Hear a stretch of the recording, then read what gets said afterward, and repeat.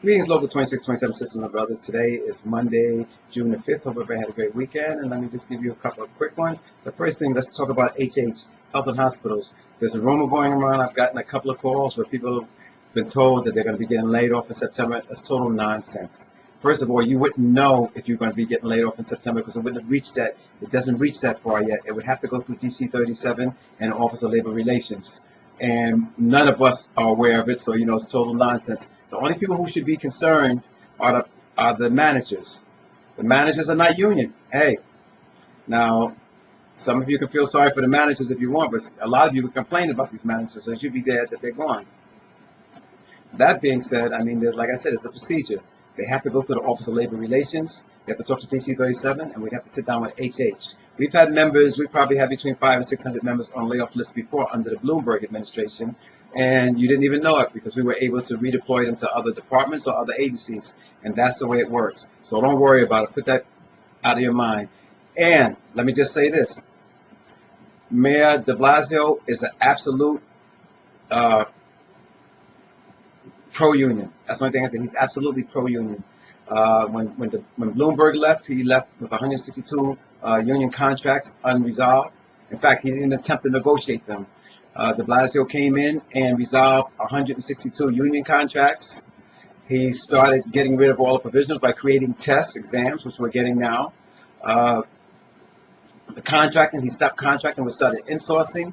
And some people say, well, his contract is there now. Yeah, but Bloomberg, the reason why he took that extra term was so he can put contracts in. Some of the contracts that Bloomberg put in don't start until 2018.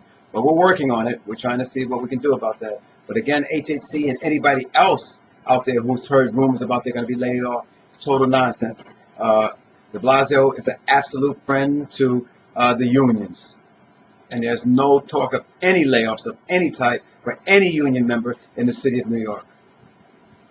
Next thing, the people who are doing the appeals, I want to thank the 2627 Women's Committee for volunteering to look at people's appeals, to help them with their appeals. And, of course, the committee is headed by Julie Leibowitz, Local 2627 secretary.